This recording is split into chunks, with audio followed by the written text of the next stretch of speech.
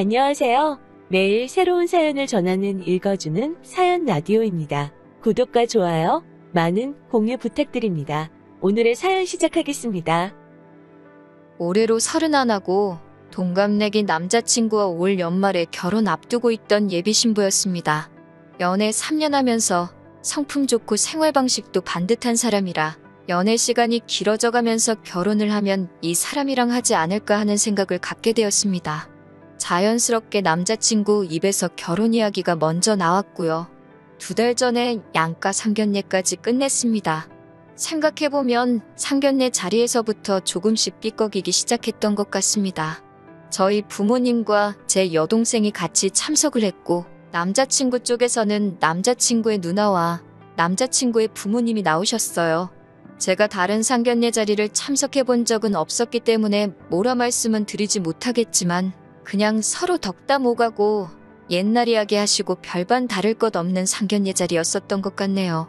그런데 이제 덕담 오갈 때 자기 자식들 자랑보다는 그냥 자식 잘 키우셨다 하듯이 주거니 받거니 하시잖아요?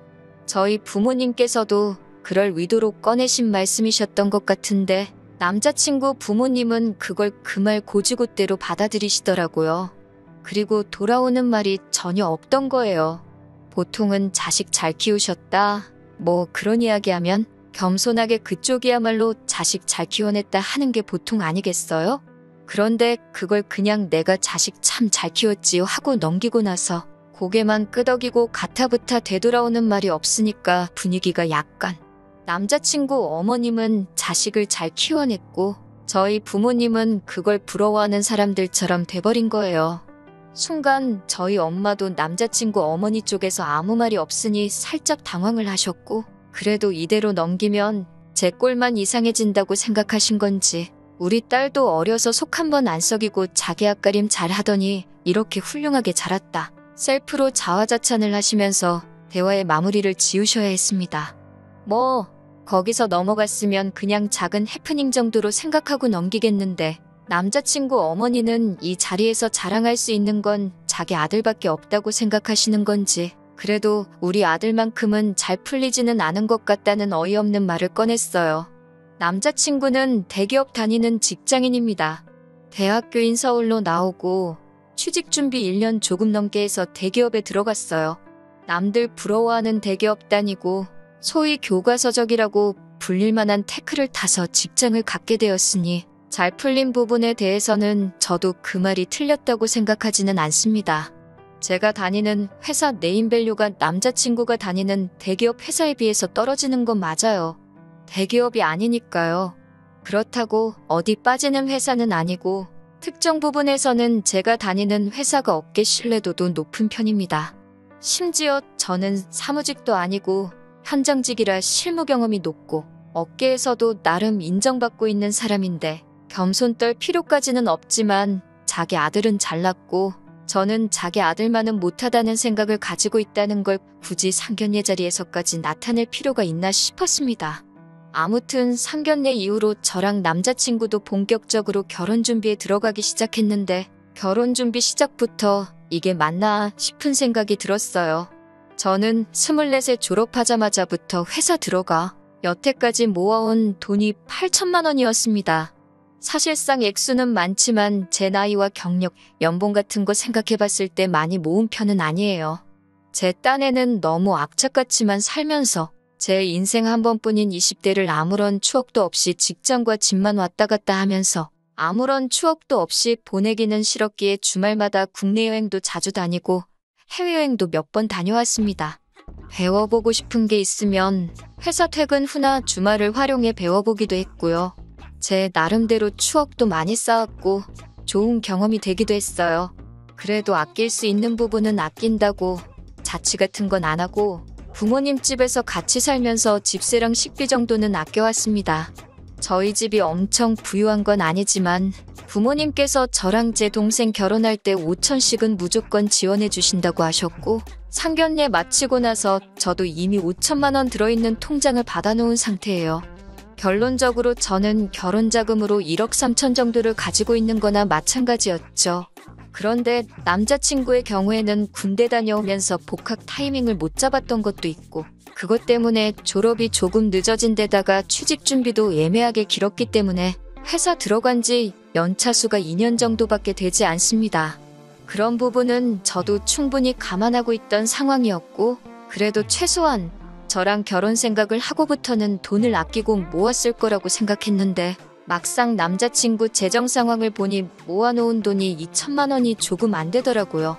취직 기간이 짧았던 부분은 감안하지만 적어도 저랑 결혼 생각을 했었으면 그때부터는 돈을 잘 모았어야 하는 게 아닌가 싶었습니다.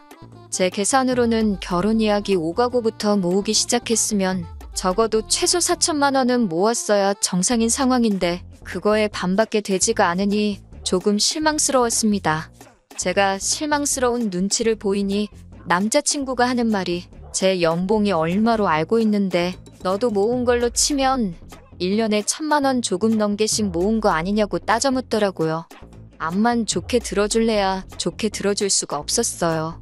애초에 제가 첫 취직을 했을 때는 남자친구는 존재조차 모르는 시절이었고 24살에 취직하고부터 남자친구랑 결혼하려고 돈을 모아온 게 아니잖아요?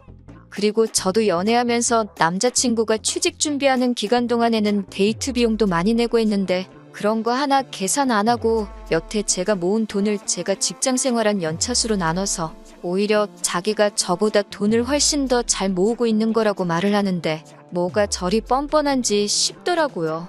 애초에 결혼할 때 빚지면서 하지 말자고도 했고 부모님 지원도 최대한 안 받는 쪽으로 가자고 이야기를 했지만 저희 부모님께서 저에게 주신 돈도 있고 해서 남자친구한테 내가 집에 지원받은 만큼 지원을 받아올 수 있는지 한번 알아보라고 했어요. 남자친구는 알겠다고 대답했고 그 후 얼마 지나지 않아서 3천만 원 정도를 지원받을 수 있겠다는 대답을 해왔습니다. 그러니까 제가 모은 돈과 저희 부모님께서 도와주신 돈 1억 3천에 남자친구가 모은 돈과 지원받아온 돈을 합쳐 총 1억 8천의 결혼 자금이 모여 있었어요. 조금 불편하기는 하겠지만 제가 모아온 돈으로 서울 외곽 쪽의 구축 빌라 정도는 전세로 구하기엔 충분할 거라고 생각했고 남자친구와 출근길이 거의 같다 보니 차 한 대 뽑고 그걸로 출퇴근하면 딱 되겠다 싶었습니다. 퇴근 시간도 비슷하고 둘 중에 한 명이 야근을 하거나 하면 대중교통을 타고 다니면 되겠다 싶었어요. 그래서 남자친구가 모아놓은 돈으로는 자동차랑 혼수 정도를 하면 되겠다 싶었어요.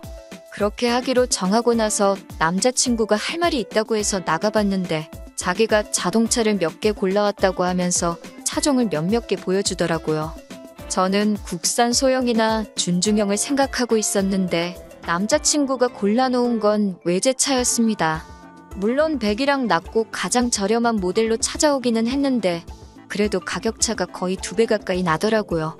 우리가 뭐 어디 좋은데 가는 것도 아니고 돈 모일 때까지 서울 외곽에 있는 구축 빌라에서 생활을 할 건데 외제차는 조금 아니지 않느냐고 했더니 남자친구는 자기가 자동차 해오는데 원하는 모델로 골라도 되는 거 아니냐고 따지더라고요.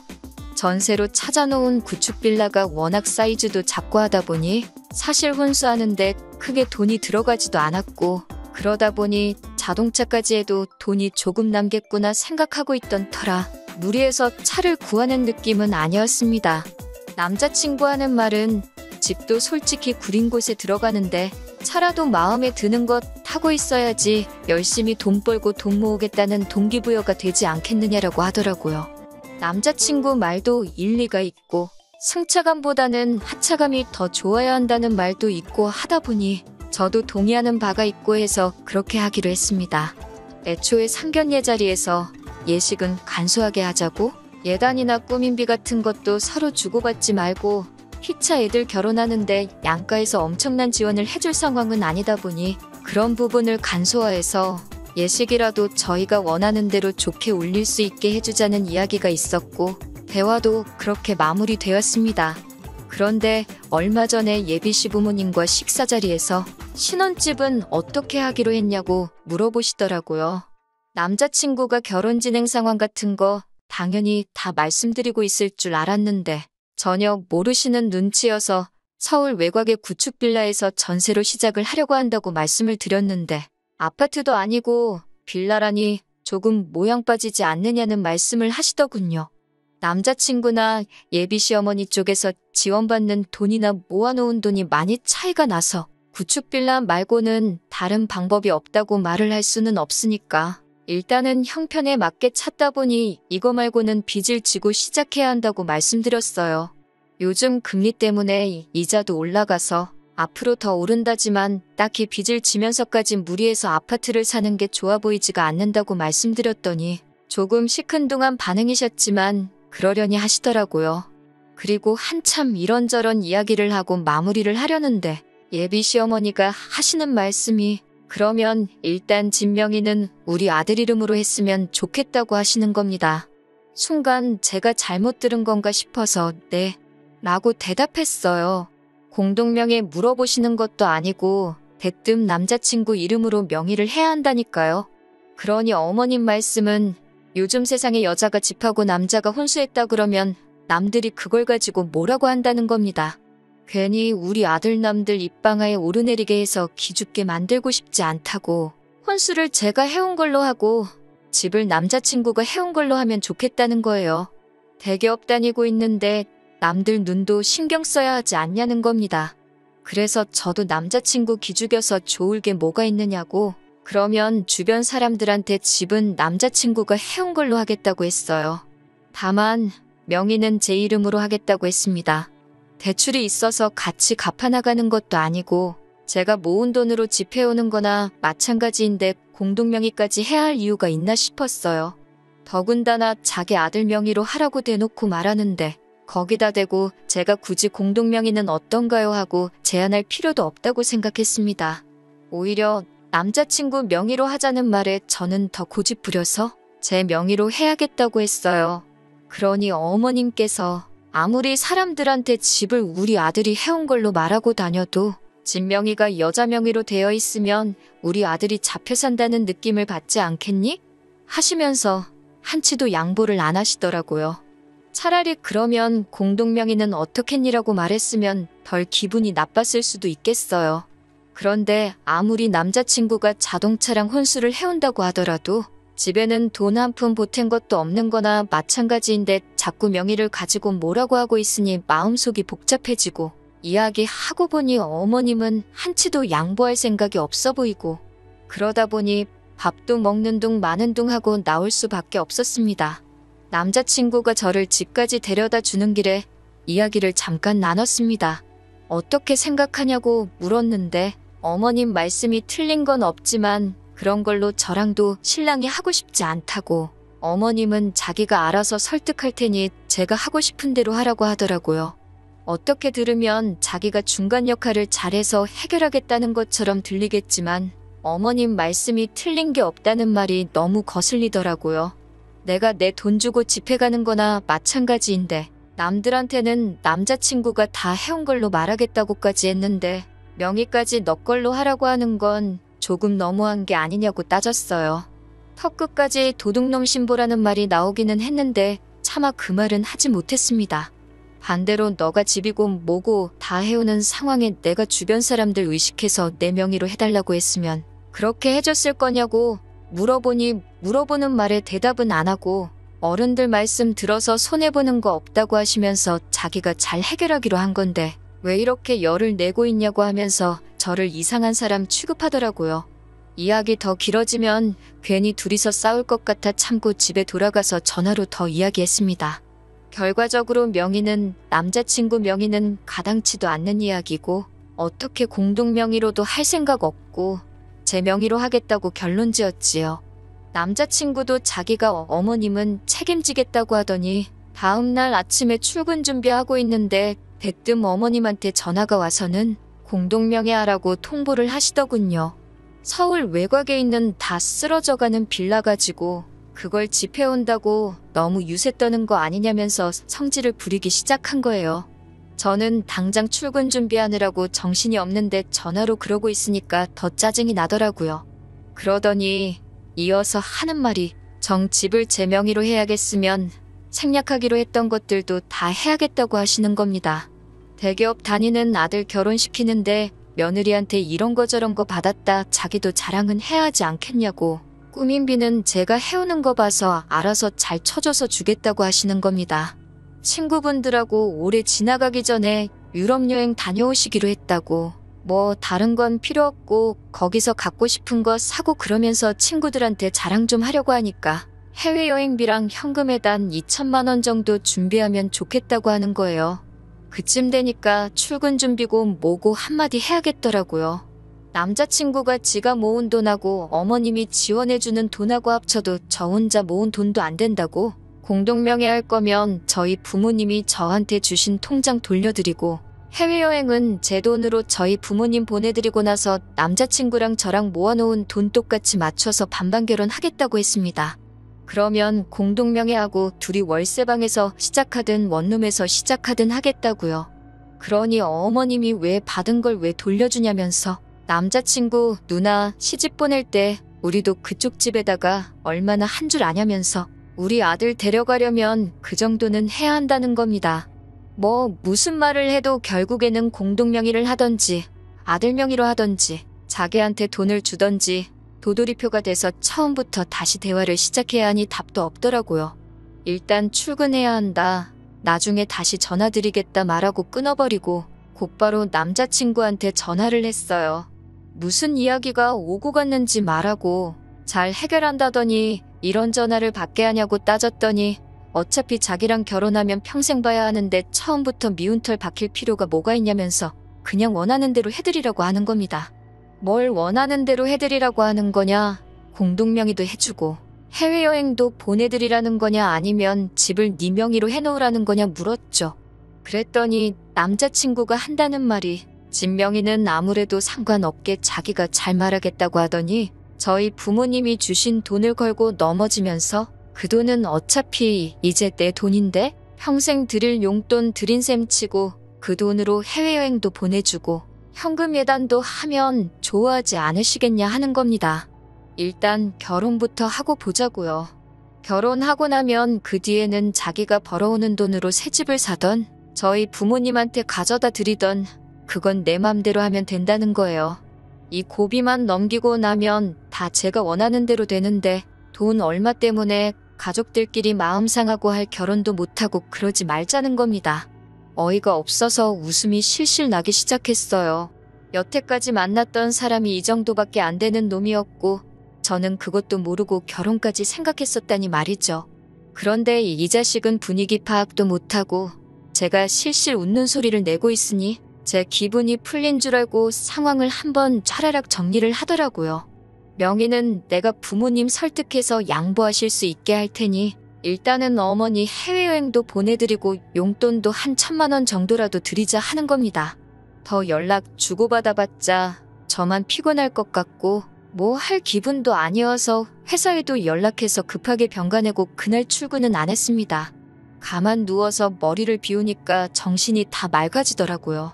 제가 무슨 부귀영화를 누리려고 이러고 있나 하는 생각도 들고 그래서 그 길로 어머니한테 바로 그냥 결혼 안 하려고 한다고 말씀드렸더니 어머니도 흔쾌히 그러라고 하시더라고요.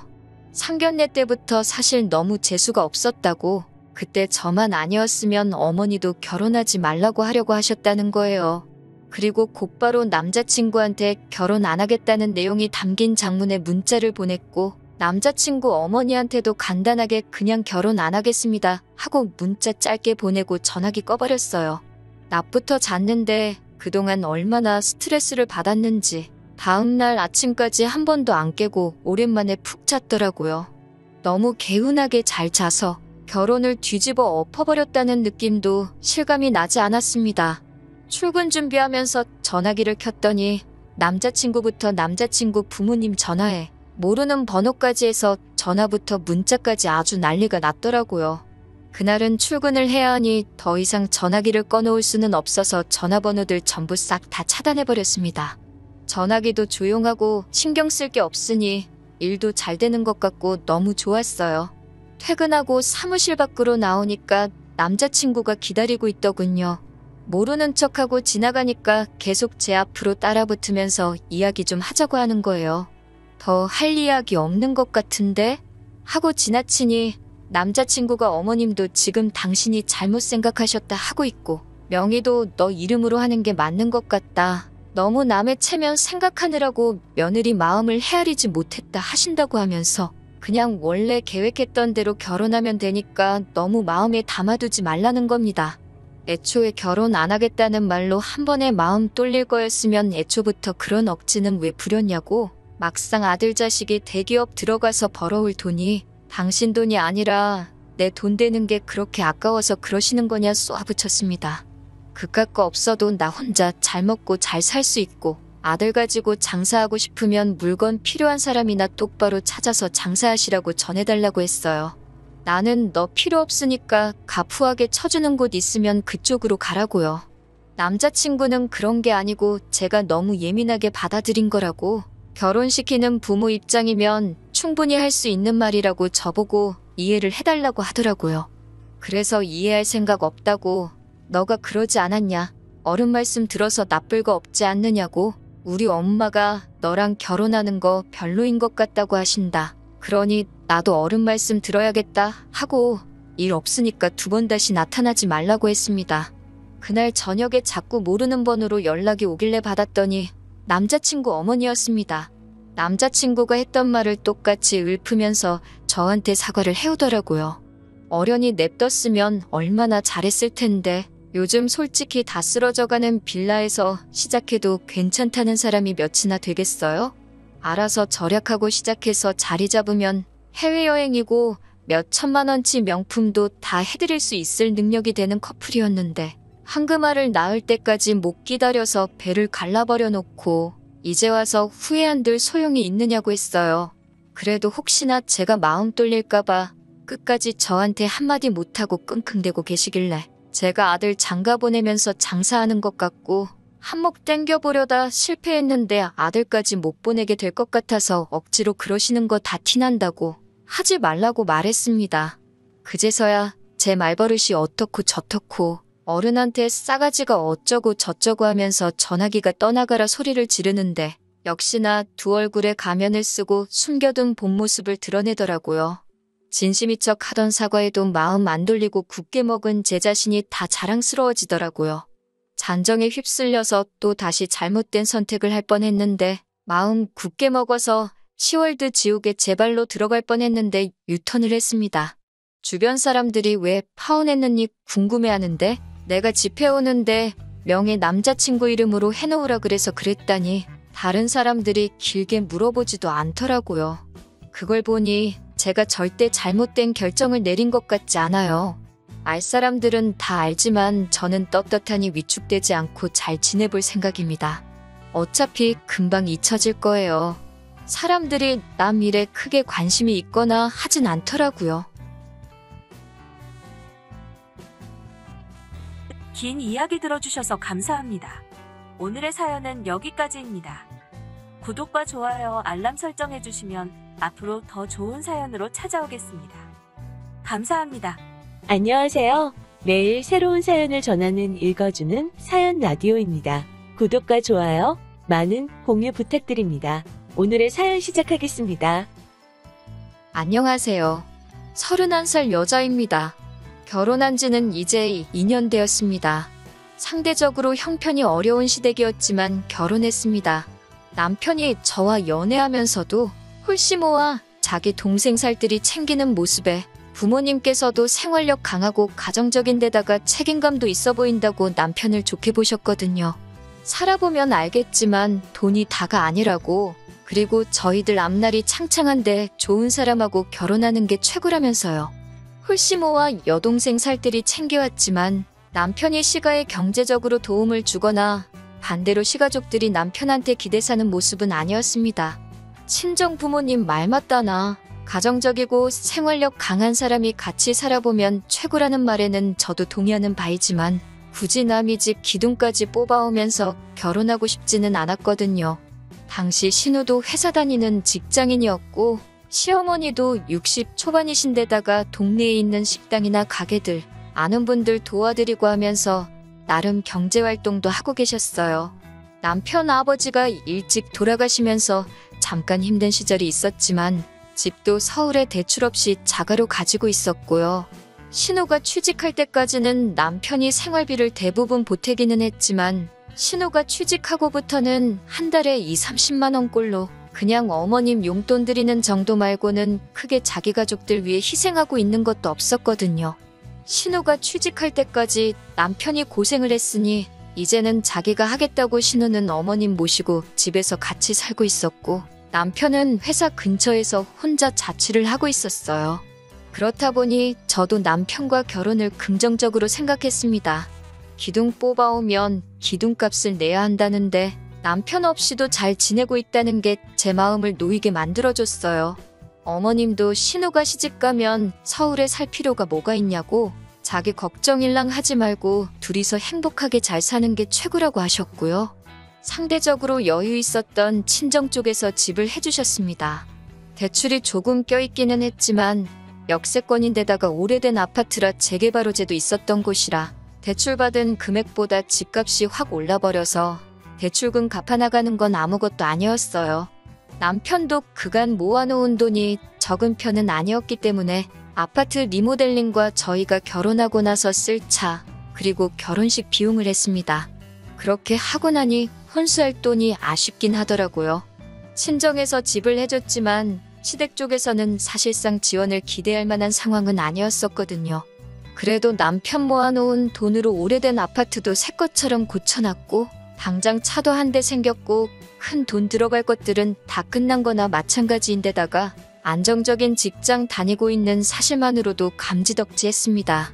저도 결혼 생활 시작부터 어디 유명한 브랜드 가구들 같은 거 욕심이 있던 것도 아니고 가정 같은 것도 최고급으로 갖춰놓고 시작할 필요가 없다고 생각하던 사람이었기에 당장 필요한 것부터 하나씩 사고 일단 간소하게 시작하고 나서 그 뒤에 바꿀 수 있는 건 그때그때 여유가 생겼을 때마다 하나씩 업그레이드 해나간다는 느낌으로 바꿔가는 것 또한 결혼 생활의 재미 중에 하나가 아닐까 하는 생각을 가지고 있었기 때문에 그렇게 큰 문제가 되지는 않았습니다.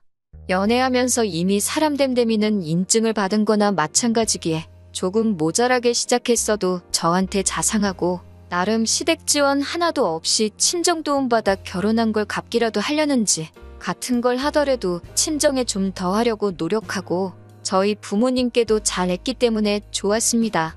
서로 맞벌이이기는 했지만 여유 있는 부모님 밑에서 편하게 자라온 저와는 다르게 남편은 젊어서부터 가장 역할을 해왔던 경험이 있기 때문에 돈 걸리는 남편이 하기로 했습니다. 걱정이 되지는 않았어요. 모든 내역을 제가 원할 때 아무 때나 볼 수 있게 가계부를 따로 만들기로 했고 투명하게 관리되고 있었으니까요. 결혼 2년 만에 집값도 많이 오르고 대출도 잘 갚아나가고 있고 남편과 저 둘이서 안정적인 직장 다니며 벌어오는 월수입도 상당해서 저금도 잘 하고 있었습니다. 처음부터 계획한 대로 40인치짜리 중고 TV도 75인치짜리 대기업 TV로 바꾸고 선풍기 하나로 버티던 여름도 이제는 거실에 하나, 안방에 하나에서 에어컨도 설치하고 하나하나씩 집안 살림 맞춰나가면서 정말 이상적이고 행복한 결혼 생활을 보내고 있었습니다. 그런데 얼마 전에 신우가 덜컥 결혼 소식을 전해오게 되었습니다. 결혼한다는 건 축하해야 할 일인데 신우의 갑작스러운 결혼 소식은 시댁을 발칵 뒤집어 놓고야 말았습니다. 일단 신우 나이가 올해로 26이니 결혼하기에는 조금 이른 나이이기도 했고 그동안 남자친구가 있다는 사실조차 아무도 몰랐거든요. 결혼이야 남들보다 조금 일찍 할 수 있다고 쳐도 만나는 사람이 없던 걸로 알고 있는데 난데없이 결혼을 하겠다고 저러고 있으니 난리가 날 수밖에요. 시어머니께서도 저랑 남편한테 연락해서 신우랑 만나서 잘 좀 이야기해보고 쓸데없는 생각 못하게 단단히 잘 말해달라고 부탁했어요. 그래서 저희가 한번 신우를 만나보기로 했습니다. 신우는 아주 단단히 정신이 빠진 소리를 하고 있더라고요. 결혼하겠다고 드는 상대 쪽 남자에 대한 이야기를 듣고 보니 대학도 안 나오고 변변찮은 직장도 따로 없는 사람이더라고요. 어떻게 알았냐고 하니까 얼마 전에 친구들하고 일 끝나고 술 한잔 하다가 합석해서 알게 됐다고 합니다. 시어머니가 저희한테까지 연락해서 신우 좀 말려달라는 게 왜 그러셨는지 이유를 안 봐도 알겠더라고요. 아무 준비도 안 돼 있는 사람인 것 같은데 뭘 믿고 만난 지 2달 만에 결혼까지 결심했냐고 물어보니 그 사람이 야망과 포부가 아주 대단하다고 하는 겁니다. 무슨 야망이 있어가지고 저러는가 했더니 남자친구라는 사람 부모님이 동네에서 치킨집을 하시는데 둘이서 같이 닭 튀기는 거 배워가지고 미국으로 건너가서 치킨 사업을 하겠다고 하는 거예요. 신우가 암만 세상 물정을 모른다고 해도 정말 제가 여태껏 태어나서 들어본 말 중에 제일 터무니없는 소리였습니다. 그런데 어이가 없는 건 남편은 신우의 터무니없는 말이 남편한테는 그럴싸하게라도 들렸는지 그래도 젊은 나이에 그런 생각까지 다 하고 대단하다고 하는 겁니다. 자기는 젊었을 때 뭐 했나 싶다고 나이는 자기보다 어린데 배울 점이 많고 괜찮은 사람처럼 보인다고 어디 한번 잘해보라고 하는 거예요. 신우를 뜯어말리러 간 자리에서 남편이 저러고 있으니 신우 있는 자리에서는 더 있어봐야 아무 소용도 없을 것 같고 해서 일단 급하게 자리를 마무리하고 집으로 돌아왔어요. 남편한테는 당신 지금 제정신이냐고 한마디 했습니다. 어머님이 말려달라고 해서 간 자리에서 신우한테 힘을 실어주고 오면 어떡하냐고. 당신이 힘들게 공부시켜놓고 취직시켜놨는데 말도 안 되는 걸 응원해주면 어떡하냐고 한마디 했어요. 남편은 요즘 뉴스만 틀면 한류의 기세가 대단한 것도 모르냐고, 해외에서도 한국 거라고 하면 알아주는 세상이 된 건 모르냐고 하면서 동생이 장하지 않냐고 하는 겁니다. 그리고 세계에 한국 음식 알리는 거 따지고 보면 국위선양 하는 거라고요. 우리 부모님 세대가 해외 나가서 고생하고 그런 시대는 지났다고, 어차피 신우가 저렇게 고집 부리기 시작하면 아무도 못 말린다고 하면서 그냥 응원을 해주자고 하더라고요. 그러면 우리한테 말려달라고 부탁하신 어머님한테는 어떻게 말할 거냐고 했더니 어머님은 자기가 알아서 말할 테니 걱정하지 말라는 겁니다. 마침 제 주변에도 이민 간 친구가 한 명 있어서 현지 상황에 대해서 물어봤는데 친구는 잘 돼서 대박이 나면 한국에서 치킨집 하는 거보다 몇 배는 좋겠지만 현지 상황도 말이 아니라고, 그리고 닭을 튀겨 먹는 게 미국이 원조나 마찬가지인데 현지인 입맛도 생각해야 되고 쉽지는 않을 거라고 하더라고요. 그리고 미국도 요즘 불경기라서 주변에 있던 잔뼈 굵은 한인 자영업자들도 두 손 두 발 들고 한국으로 역이민 가는 사람도 많다고, 시도해보는 건 자유지만 내 가족이면 오지 말라고 하겠다는 식으로 말을 해줬어요. 이런 상황을 전해줘도 남편은 젊은 애들이니까 번뜩이는 아이디어가 있을 것이다 하는 희망회로만 돌리고 있더라고요. 나중 가서는 저도 자포자기했습니다. 망해도 신우 인생이 망하는 거지 내 인생에는 아무런 영향이 없다고 생각했으니까요. 신우가 망하기도 전에 제 인생에 아주 커다란 영향을 줄 것이라고는 그때까지는 상상도 못하고 있었습니다. 시어머니한테서 가족회의를 해야겠다는 연락을 받고 남편과 같이 시댁으로 향했습니다. 저는 그때까지만 해도 어머님이 포기 안 하시고 아예 온 가족들 앞에서 단판을 지으시려는구나 생각해서 저도 제 나름대로 만반의 준비를 하고 갔어요. 그런데 시어머니는 신우 옆에 앉혀두고는 저희한테 돈을 얼마나 모아놨는지 물어보시더라고요. 처음으로 돈 관리를 남편한테 맡긴 걸 후회했어요. 제가 관리했었더라면 안 좋은 낌새를 느끼고 안 알려줬겠지만 남편은 2년 동안 모은다고 모았지만 대출도 있고 살림살이 바꾼다고 3천만 원 정도밖에 없다고 한치의 고민도 없이 말을 하더라고요. 어떻게 남편이 구워 삶아놓은 건지. 시어머니도 신우를 시집 보내서 미국으로 보내기로 결심을 한 듯한 눈치였어요. 그런데 돈이 얼마가 있는지 왜 물어보나 싶었는데 남자 쪽 집에서 닭 튀기는 기술이랑 이런 걸 다 가르쳐 줄 테니 미국으로 이민 가는 비용부터 정착금을 다 시어머니 쪽에서 부담하도록 조건을 걸었다는 겁니다. 자식들 2억 말리 외국 땅으로 보내서 고생시키고 싶지는 않으시다고요. 제가 그건 또 무슨 말도 안 되는 소리냐고, 미국 집값이 얼만지나 알고 하는 소리냐고 했습니다.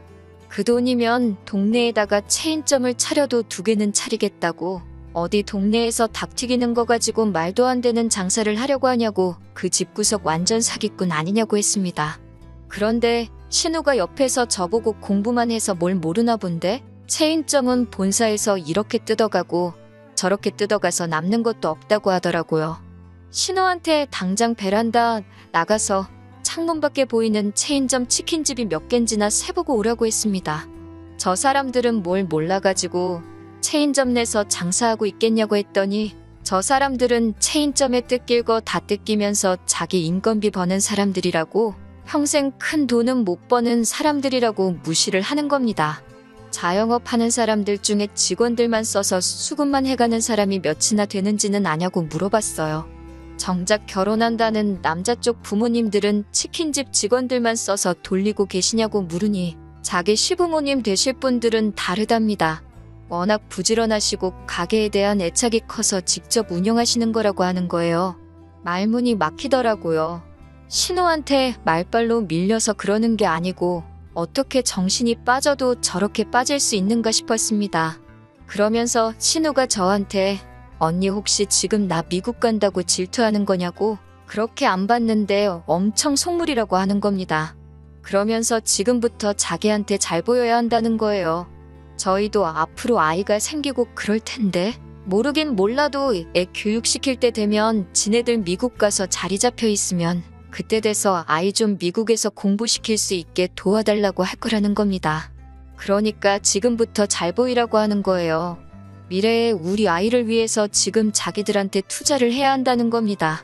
남편도 신우 말을 거들면서 저한테 미국에 가족 한 명 있는 게 결코 나쁜 게 아니라고 하면서 한국에서 암만 비싼 영어 유치원 보내고 공부시키는 게 현지에서 배우는 것만 하겠냐고 자꾸 우리 힘들게 모은 돈을 신우한테 투자하자고 하더라고요.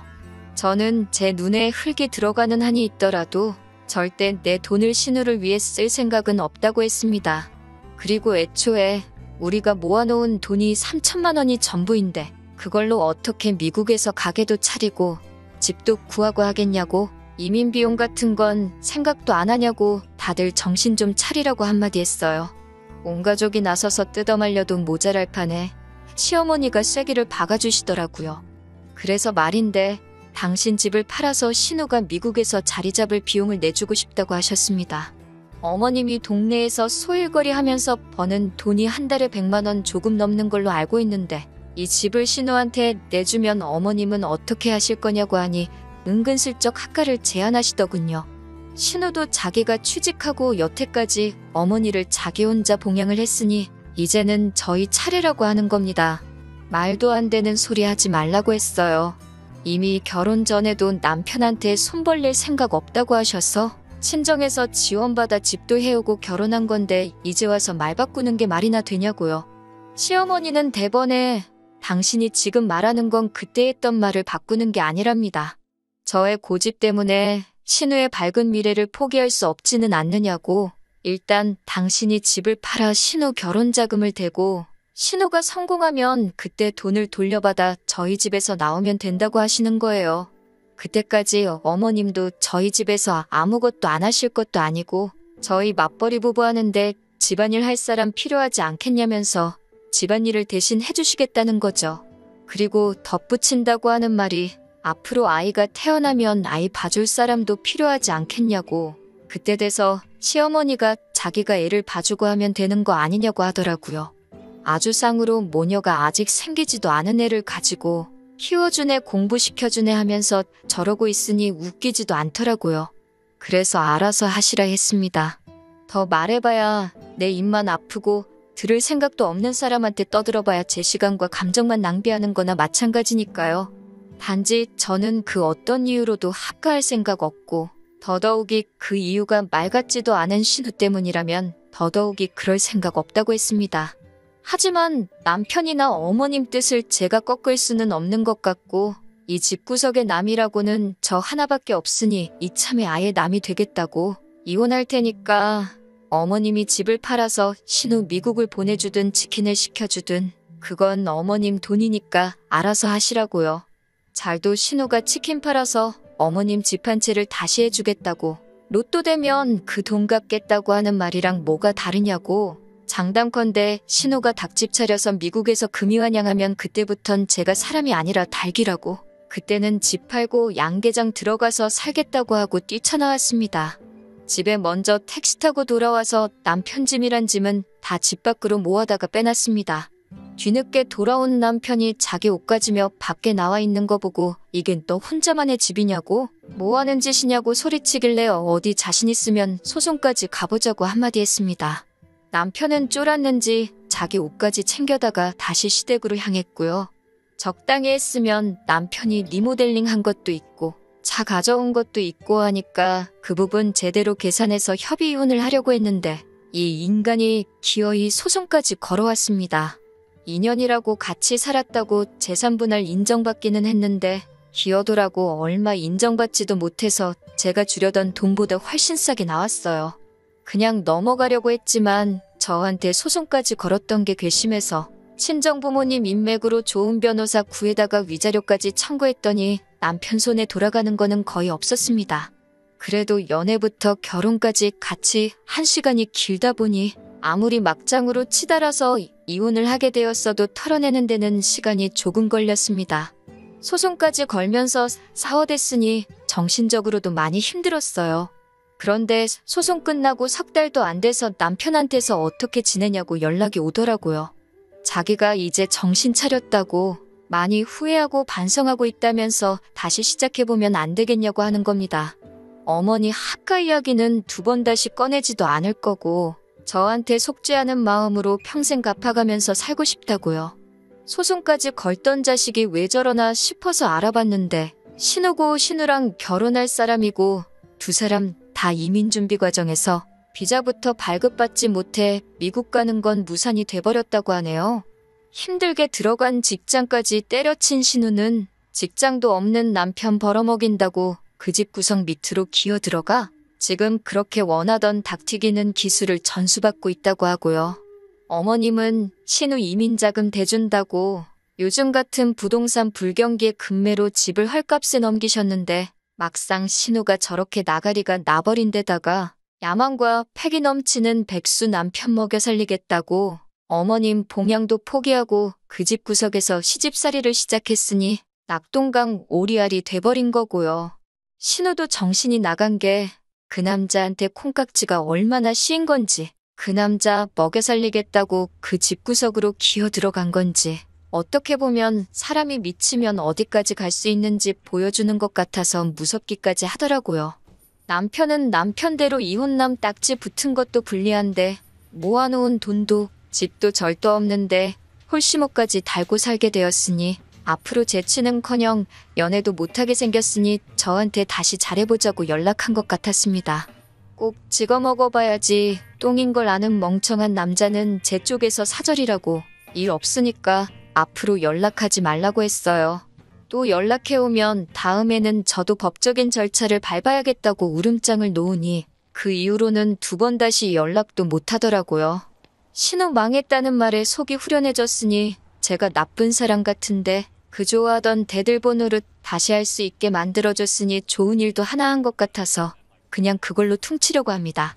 소원 성취 시켜줬으니 괜히 저한테 다시는 기웃거리지 말고 알아서 평생 그 모양 그 꼴로 살았으면 좋겠어요. 긴 이야기 들어주셔서 감사합니다. 오늘의 사연은 여기까지입니다. 구독과 좋아요, 알람 설정해주시면 앞으로 더 좋은 사연으로 찾아오겠습니다. 감사합니다. 안녕하세요.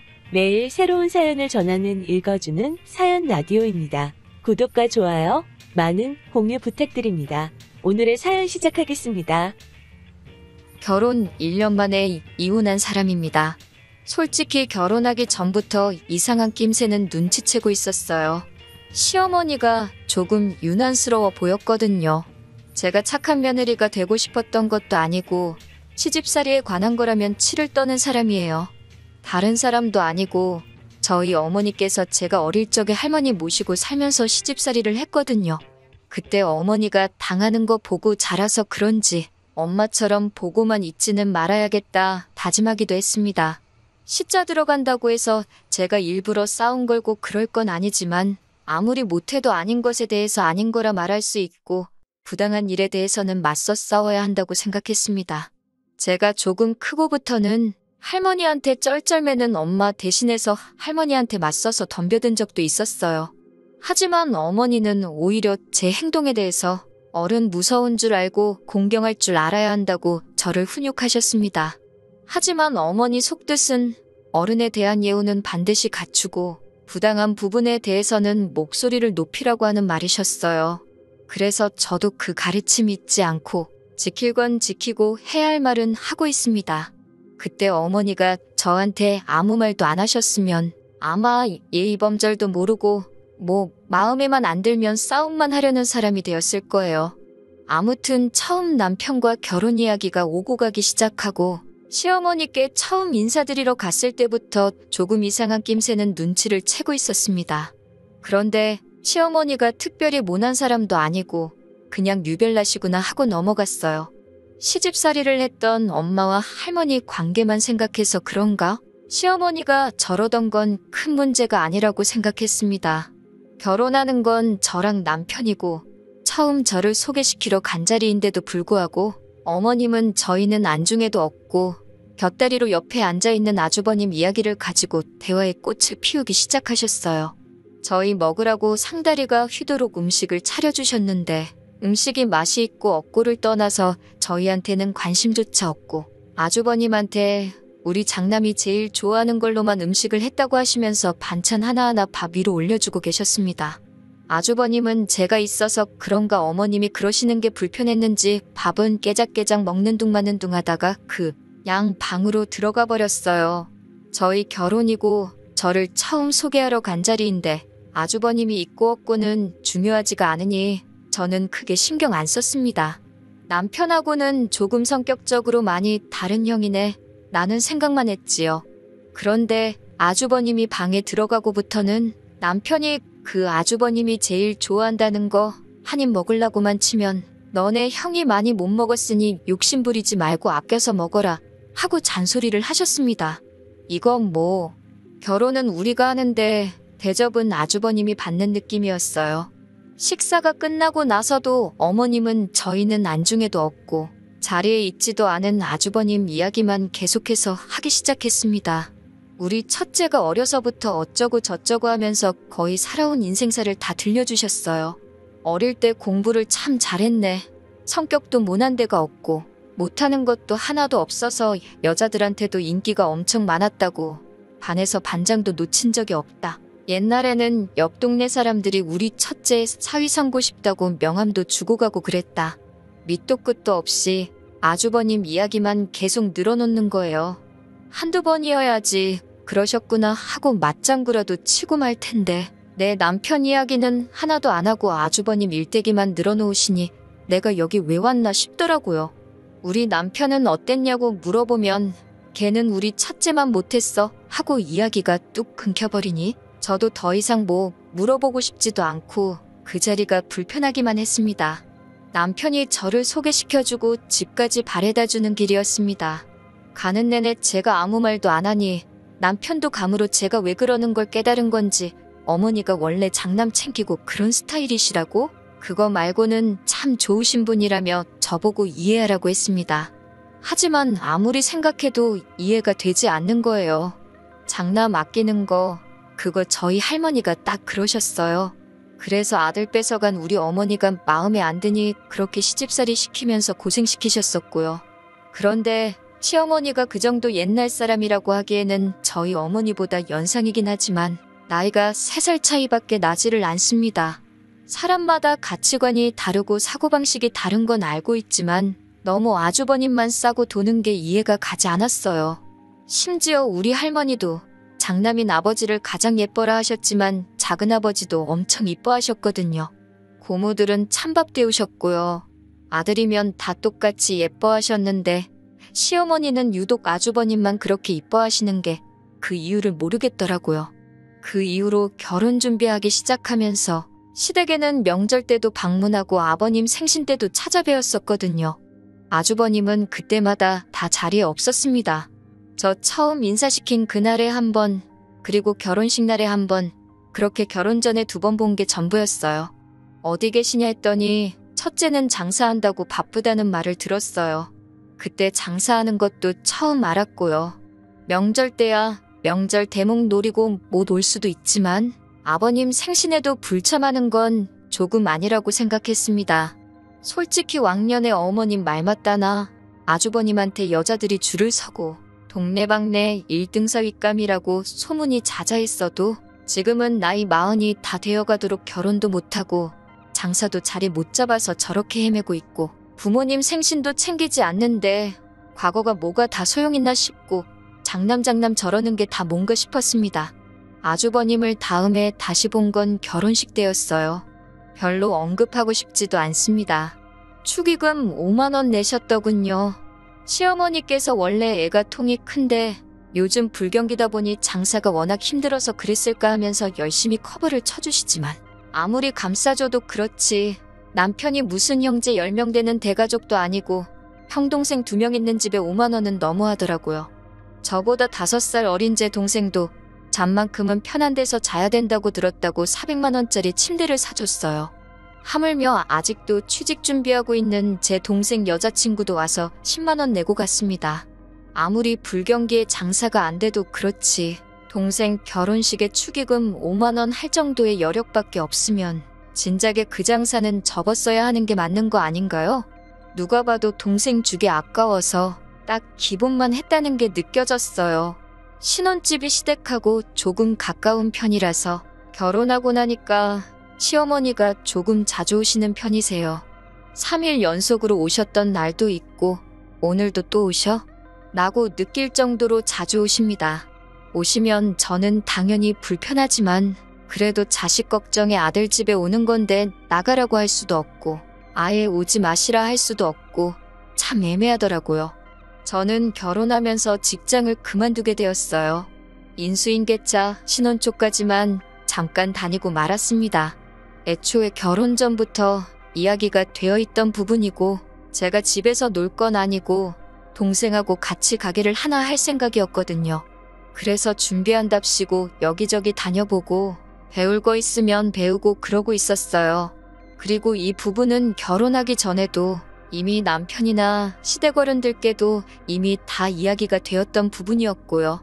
그런데 어머님이 저한테 쓸데없이 허파에 바람 들어서 딴 거 할 생각 하지 말고 어차피 니네 아주버님이 장사를 하고 있는데 아주버님 장사랑 연관돼 있는 거 배워서 거기 가서 일을 하라고 하시더라고요. 요즘 인건비도 비싼데 가서 아주버님 도울 생각을 해야지 뭔 가게를 한다고 그러냐고 하는데 이때는 정말 제 목소리를 내야 할 때라고 생각해서 어머님한테 딱 잘라서 거절을 했습니다. 인건비도 비싸다는 말은 왜 하신 거냐고 제가 가서 도와드린다고 해도 인건비는 똑같이 나가야 하는 거 아니냐고 하니 가족끼리인데 힘들 때 서로 도우라니 어쩌냐 하시는 거예요. 그래서 저는 제가 만약에 동생이랑 같이 사업 안 해도 돈 똑바로 주는데 가서 일할 거지. 밑 빠진 독에다가 물 부을 생각은 없다고 딱 부러지게 말을 했어요. 그 덕분에 그런 건지 그 뒤로는 어머님이 저보고 아주버님 일 도와라 하는 이야기는 따로 하지 않으십니다. 그런데 차라리 아주버님을 도우라고 하는 게 마음이 편할 만큼 부담스러운 부탁을 하기 시작하셨어요. 제 주변에 아는 사람 있으면 아주버님한테 좀 소개도 시켜주고 그러라는 거예요. 솔직히 저는 아주버님 진짜 남편감으로 별로라고 생각하거든요. 나이도 나이고 자리 못 잡은 것도 못 잡은 거지만 동생 결혼식에 축의금 5만 원 준 게 너무나도 충격적이었어요. 가족한테도 저렇게 돈을 안 쓰는데 여자한테 돈을 쓰면 얼마나 쓰겠어요. 돈 많이 쓴다고 무조건 좋은 사람이라는 건 아니지만 저 씀씀이 가지고는 누구를 만나는 게 예의가 아니라고 생각해요. 장사가 안 돼서 그랬다는데 솔직히 그 나이에 아직도 경제적으로 독립 못하고 있는 것도 한무하지요. 애초에 장사가 잘 돼서 돈이라도 많았던 적은 있는지 싶었습니다. 모르긴 몰라도 제가 20살 돼서부터 경기가 좋다는 뉴스나 주변 사람들 반응을 본 적이 없는데 저 아주버님이 잘 나갔던 적이 있는지부터가 의문이었어요. 아는 사람 없다고 대답을 몇 번을 드려도 어머님이 니들만 잘 살면 되는 거냐고 하면서 매일같이 닥달하고 귀찮게 하니 아무리 못해도 한 번은 해주고 나서 안 된다고 말을 해야겠다는 생각이 들더라고요. 저도 직접적으로 제가 아는 사람을 소개시켜주기는 싫고 한두 달이 건너서 지인의 지인까지 어렵사리 알아보고 연결해서 소개시켜줬는데도 결국 지인들한테 좋은 소리 못 듣고 예상했던 대로 제 살 깎아먹는 행동이었습니다. 장남이라고 집에서 떠받들어줘서 그런지 밖에서도 사람들이 자기를 떠받들어주는 줄 착각하나 봐요. 40살 바라보는 자기 자신은 생각도 못하고 소개시켜드린 분한테 헛소리를 했더라고요. 그분 나이가 올해 36이고 나름 전문직에 종사하는 분이셨는데 공부하고 일하고 하다 보니 그렇게 된 걸 가지고 그 나이까지 결혼을 왜 못했냐고 망언을 했더군요. 그분도 아주버님한테 그러는 그쪽은 뭐하다가 여태껏 결혼도 못하고 이 나이까지 결혼 못한 여자를 소개받고 있냐고 물으니 남자랑 여자랑 같냐고 하면서 성질을 부렸다네요. 소개팅 자리에 식사가 나오기도 전에 물컵으로 물사대게 한 대 맞고 자리에서 뛰쳐나오셨대요. 소개 자리 연결해 주신 분이 제 지인의 지인한테 뭐 그런 사람이 다 있냐며 제 지인부터 지인의 지인까지 입장 난처하다고 한 소리 들었다고 저한테 한 소리를 했습니다. 안 그래도 가뜩이나 그것 때문에 열이 받아 있는데 시어머니가 또 저희 신혼집 문 열고 들어와서는 저한테 뭐 소개를 시켜줘도 그런 기가 센 여자를 소개시켜줬냐고 여자가 순하고 남편 떠받들어 모시고 하는 맛이 있어야지 하면서 그런 여자 말고 좀 순종적인 여자를 소개시켜달라는 거예요. 솔직히 전문직 가지고 계신 그 분한테 어떻게 아주버님을 가져다 붙이냐고 아주버님이 납작 엎드려서 그 분한테 잘 보였어야 하는 거라고 했더니 시어머니는 그 사실은 인정 안 하고 그냥 기센 며느리는 자기도 싫다고 다른 여자 해오라는 겁니다. 그래서 저는 이제 모른다고 했어요. 저도 주변에 아는 사람 거의 없다고 요즘 국제결혼 많이 하고 옛날처럼 사기도 많이 없다는데 그쪽 알아보시면 어떻겠냐고 하니 어머님이 저한테 어디 근본도 없는 것들을 데려와서 대를 잇게 하냐고 하면서 양반 가문이 어쩌고 하시는데 요즘 시대의 양반 가문 그런 게 다 소용 있는 것도 아니고 따지고 보면 어머님은 남의 집 사람이면서 왜 대를 잇는데 그렇게 집착을 하시는지 싶었습니다.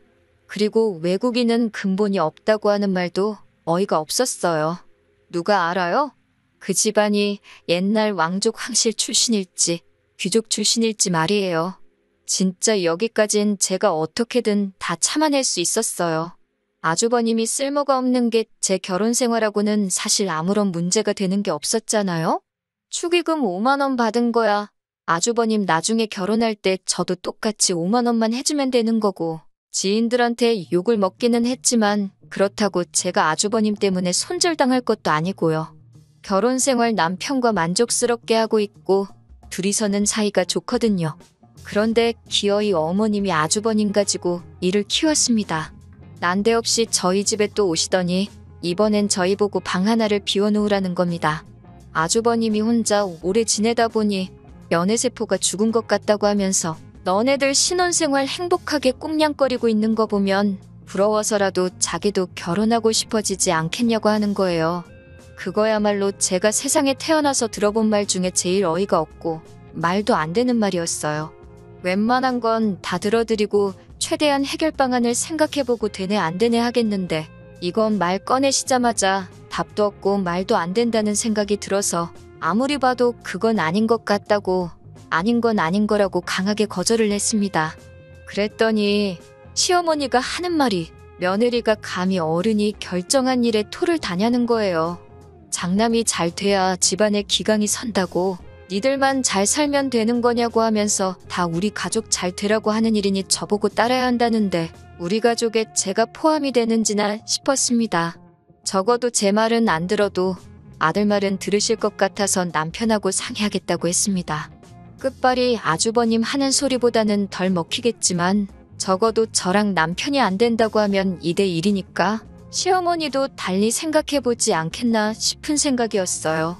그런데 남편의 반응은 정말 제가 상상도 못한 반응이었습니다.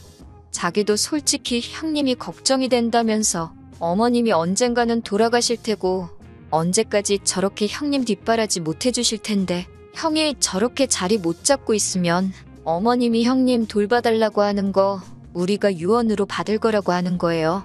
돌아가시면서 부탁하시면 거절도 못할 텐데 나중 가면 일이 더 커지지 않겠냐고요.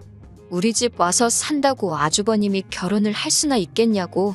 당신이 여자면 아주버님이랑 결혼하겠냐고 저도 입에 거품을 물면서 반대를 했어요. 남편은 어차피 결혼을 등 떠민다고 하는 것도 아니고 형님이 발벗고 나서야 할 수 있는 거 아니겠냐고. 적어도 우리는 어머님이 해달라는 대로 해주는 편이 끝에 끝까지 가서 안 됐을 때 할 말이라도 있지 않겠냐고 하면서 방 하나 비워주고 아주버님하고 셋이 같이 한번 살아보자고 하는 거예요. 혹시 아냐고 아주버님이 스스로가 불편해서 일찍 집을 나올 수도 있지 않겠냐고 하는데 그 말은 아주버님이 불편한 거 못 느끼면 1년이고 10년이고 같이 지내야 한다는 거잖아요? 이건 어떻게 남편이 말하는 희망적인 부분만 생각해도 아무리 봐도 아닌 것 같더라고요. 친정어머니, 할머니 때문에 밖에도 마음 편히 나가지도 못하고 아버지 퇴근 시간 2시간 전부터 저녁거리 구해다가 밥 해먹이는 삶을 사셨는데 제가 딱 그러고 있을 것 같은 생각이 드는 거예요. 그 대상이 할머니가 아니고 아주버님이지만 모르긴 몰라도 아마 아주버님이 저 집구석에서 어머님, 아버님 앞지르고 사실상 서열이 제일 높은 상전 중의 상전인데 차라리 시부모님을 모시고 살면 살았지. 제 고생길이 열리는 소리가 들려왔습니다. 밥솥에 밥 해놨다고 지 혼자서 반찬 꺼내 밥 차려 먹을 위인으로 보이지도 않고 저는 앞으로 동생하고 같이 할 사업 준비도 해야 하는데 이거 뭐 팔자에도 없는 아주버님 뒷바라지 해주는 식모살이가 안 봐도 눈에 선하더라고요. 남편이 아무리 하기 싫어도 한 반년 정도는 해보고 못하겠다고 하는 게 좋겠다고 하는데 반년은커녕 반나절도 그렇게 하고 싶지가 않더라고요. 다른 방법이 없나 생각하다가 이 모든 일의 원흉은 아주버님이 아니겠냐. 아주버님 장가 못 가고 저렇게 온 가족들 불화를 만들고 다닌다는 걸 본보기를 보여주는 게 좋겠다고 했어요. 그래서 아주버님이 이 집에 오는 게 아니라 남편한테 너가 짐 싸서 시댁으로 가라고 했지요.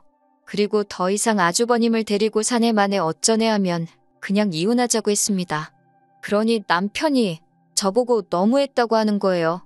지금 말 다 했냐고 누가 너무한 건지 설명해보라고 했더니 가족이고 한 식구인데 너무 우리만 생각하면 안 된다는 겁니다. 그걸 계산을 못했어요. 저희 할머니도 작은아버지 이뻐라 하셨다고 했잖아요. 장남 저렇게 챙겨주는 집구석인 걸 떠나서 아들이 최고인 걸 보고 자랐고 따지고 보면 남의 집 출신인 어머님이 아들 떠받들어 살면서 저렇게 자식들이 헌신하는 걸 보고 자란 녀석이라는 걸요. 며느리가 희생하는 게 당연하다고 생각하는 사람인데 그런 사람하고 더 미래를 봐봤자 제 꼴이 어떻게 될지 딱 보이더라고요. 그래서 알겠다고 말하고 그냥 제가 짐 싸들고 집 나와버렸습니다. 더 화해하고 풀 것도 없고 억지로 엎드려서 절받아 뭐하냐고요? 지금 아주버님 이야기 마무리 지어도 이혼 안 할 거 아니라고. 당장 내일 모레 되면 또 아주버님 일로 이런 말도 안 되는 요구를 할 게 뻔한데 참고 살면서 더 더러운 꼴 보기 전에 갈라서자고 했습니다. 어차피 반반 결혼했고 이제 1년 결혼 생활했으니 깔끔하게 반 갈라서 합의 이혼하자고 했어요.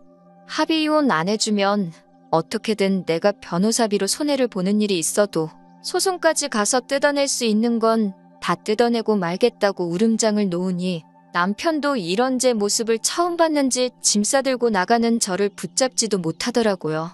친정에 왔더니 남편한테 전화를 받았는지 시어머니한테 불이 나게 연락이 오네요. 노총각 인생 망한 장남 뒷바라지도 힘든데 둘째 이혼시켜서 다시 밥 해주고 출근시키고 뒷바라지 하려니까 그건 싫은지 저보고 돌아오기만 하면 묻지도 따지지도 않고 이번 일은 용서해 줄 테니까 마음 돌리고 돌아오라고 하는 겁니다. 그 와중에도 저를 용서해 준다는 소리를 하는 거 보니 알아서 종지부를 찍어주시려고 그러는 것 같더라고요. 그래서 저도 더 이상 어른이라고 예우해줘야 한다는 생각은 들지 않고 할 말은 해야겠다는 생각이 들었어요. 아주버님 그렇게 만든 거 다 어머님이 그런 거라고. 어머님 안 바뀌면 아주버님 절대 안 바뀐다고. 1년간 잠깐 가족으로 지냈으니 걱정돼서 해주는 말이라고 일침하고 전화 끊어버렸습니다. 시어머니는 다시 전화와서는 제가 아주버님에 대해 한마디 했다는 사실에 열불을 내시더라고요. 바뀔 거라고는 생각도 안 했지만 애초에 뭐가 문제인지도 모르는 사람한테 말해봤자 속이에 경익는 거나 마찬가지 아닌가 싶어서 그냥 평생 소중한 아들 끼고 사시라고 한 명으론 부족하실까봐 제가 가져간 둘째 아들도 돌려드리겠다고 하고 말았습니다. 그렇게 이혼하게 되었어요. 이혼녀 딱지가 붙은 게 다 제가 보는 눈이 없던 제 잘못이지 누굴 탓하겠어요? 그래도 하나 후련한 건 얼마 전에 제가 두고 간 짐을 찾으러 저 남편하고 살던 그 집에 다녀간 적이 있는데 어머님이 자식들 뒷바라지를 포기한 건지 아주버님이 들어와서 남편하고 같이 둘이 살고 있더라고요. 집골은 언제 청소를 한 건지 상태가 말도 아니고 집안 곳곳에 배달음식 쓰레기들이 아주 집에 굴러다니고 있었고요. 그 꼬라지 보니까 이혼을 해도 100번 잘했다는 생각이 들었습니다. 저기서 제가 저 자식들 뒷바라지하고 있었을 수도 있단 생각을 하니 정말 까마득하네요. 요즘 이혼한 게 뭐 흠이나 되나요? 제가 잘 배우고 능력 있고 그러면 누구도 저를 무시 못할 거라 그렇게 생각합니다. 긴 이야기 들어주셔서 감사합니다. 오늘의 사연은 여기까지입니다. 구독과 좋아요, 알람 설정해주시면 앞으로 더 좋은 사연으로 찾아오겠습니다. 감사합니다.